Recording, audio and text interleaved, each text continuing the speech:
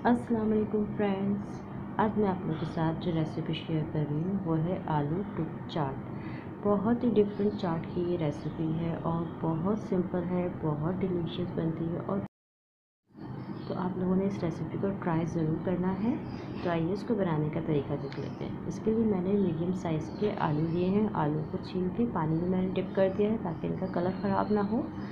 तो इनका कटिंग का तरीका एक बहुत ही ख़ास है और आपने इसी तरीके से ये आलूओं की कटिंग करनी है। ये चाट इसी तरह से बनाई जाती है। आलू को आपने सेंटर में से कट करना है, इसीलिए इसमें मीडियम साइज़ के आलू लिए जाते हैं। आप बड़े साइज़ के आलू लेंगे तो ये शेप नहीं दे पाएंगे, और छोटे साइज़ के आलू भी नहीं आप लेंगे क्योंकि बहुत छोटे हो जाते हैं वो। तो इस तरह से आपने मीडियम साइज़ के आलू लेने हैं और इनको सेंटर में से कट कर लेना है ना। बहुत डिफरेंट, आपको उसकी कटिंग से ही अंदाज़ा होगा कि ये चाट बहुत डिफरेंट बनने वाली है और बहुत डिलीशियस होती है। बहुत ज़बरदस्त इसका मेथड है कुकिंग का भी। तो ये सारे आलू मैंने कट कर लिए और ये आलू मेरे पास कुछ बड़े साइज़ का आ गया था, तो मैं आपको उसको कटिंग करने का तरीका बता देती हूँ। मुझे इसका स्टार्ट और एंड का पार्ट लेना है और सेंटर का जो पार्ट है वो चाहे तो आप किसी और रेसिपी में यूज़ कर लें, क्योंकि रमज़ान में आप पकौड़े वगैरह बना रहे होते हैं। तो मैं ये दोनों पार्ट लूँगी और सेंटर वाला पार्ट इसको हटा दूँगी। आलूओं को बॉईल करने के लिए मैंने पानी रख दिया था। आलू हमें बॉईल करने हैं और इसको 80% तक आपने कुक करना है। आपने इसे कंप्लीट बॉईल नहीं करना है, इसे थोड़ी सी कसर रहनी चाहिए। और थोड़ा सा नमक ज़रूर ऐड कर लिया करें बॉइलिंग के दौरान, क्योंकि इतने बड़े साइज़ के आलू हैं और जब आप इनको खाएंगे तो फीके ये अच्छे नहीं लगेंगे। तो आपने लाजमी इसमें नमक ऐड करना है। तो आलू अच्छी तरह से गल चुके हैं, चेक कर लेते हैं कि कितने गले हैं। तो आपको अंदाज़ा होगा कि थोड़ा सा प्रेस करना पड़ रहा है इसे, बस इतना ही आपने इसे कुक करना है।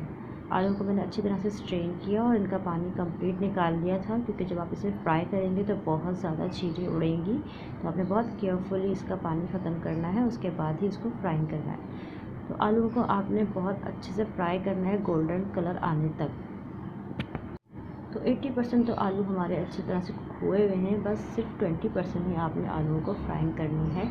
तो जस्ट 5 to 6 मिनट लगेंगे इसकी फ्राइंग में। और आप हरगिज़ ये मत सोचिएगा कि इतने बड़े आलू हम फ्राई कर रहे हैं तो हमारा ऑयल बहुत ज़्यादा खर्च होगा। बिल्कुल भी नहीं, आपका ऑयल इसमें खर्च होगा, क्योंकि आलू हमने पहले से ही कुक किए हुए हैं। तो हमें सिर्फ इसे कलर देना है और ऊपर इसके अच्छे से क्रस्ट देना है।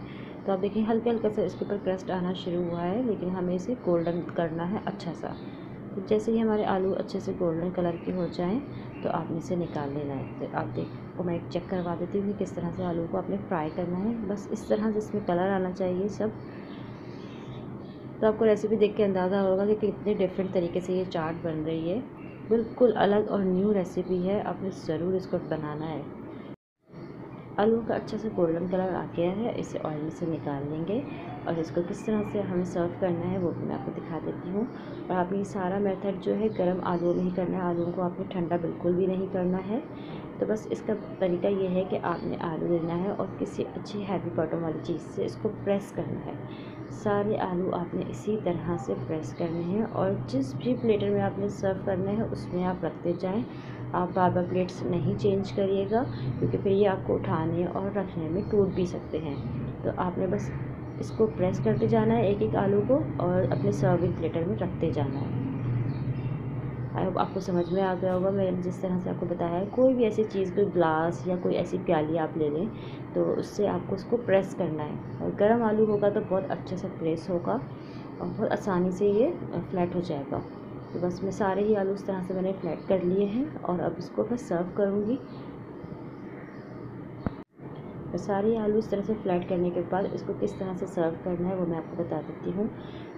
इमली की हरी चटनी आपने लेनी है और इमली की मीठी चटनी लेनी है। ये दोनों चटनियाँ हर घर में मौजूद होती हैं रमज़ान में, तो मेरे पास भी बनी हुई रखी हुई थी। तो सबसे पहले आपने इस पर बहुत अच्छे से चाट मसाला डालना है क्वांटिटी में, बहुत चटपटा सा। आप दही बड़ों का मसाला या चाट मसाला तो कुछ भी ले सकते हैं, बहुत अच्छे से डालना है। दही लिया है, दही मीठा है और इस पर थोड़ी सी चीनी डालिए, खट्टा दही आप नहीं यूज़ करिएगा। और बहुत अच्छा से आपने दही इसके ऊपर डालना है। बहुत ज़बरदस्त ये चाट बनती है, बहुत डिफरेंट रेसिपी है। आपने ज़रूर इसको ट्राई करके मुझे अपना फीडबैक देना है कि आपको ये टुक आलू चाट कैसी लगी है। तो ये इमली की चटनी रेड वाली, अगर आपको इसकी रेसिपी चाहिए तो आपको मेरे चैनल पर मिल जाएगी, आप वहाँ से भी देख सकते हैं। और अगर कहेंगे तो मैं डिस्क्रिप्शन बॉक्स में भी लिख दूँगी इसकी रेसिपी। और इसमें हरी चटनी जो हम खट्टी बनाते हैं वो भी इसी तरह से आपने डालनी है। तो माशाल्लाह से मेरी ये आलू टुक चाट तो देखने में बहुत ही कमाल की लग रही है और टेस्ट तो इसका बहुत ही लाजवाब है, क्योंकि आलू फ्राई होने के बाद बहुत ही अमेजिंग टेस्ट देते हैं। उसकी गार्निशिंग के लिए आप हरी मिर्चें, प्याज, हरा धनिया कुछ भी ले सकते हैं। मेरे पास ये चुकंदर कटे हुए रखे हुए थे बारीक बारीक, तो मैंने इसको अच्छा सा स्प्रिंकल किया है, बहुत खूबसूरत लगते हैं। और थोड़ी सी मैंने इसको चिप्स ली है, इससे इसको गार्निश किया है। आप जिस चीज़ से चाहें इसको गार्निश कर सकते हैं। और मेरी आलू टुक चाट हो गई रेडी। आपको ये रेसिपी पसंद आए तो इसे लाइक करना नहीं भूलिएगा। अपनी दुआओं में ज़रूर याद रखिएगा। अल्लाह हाफ़िज़।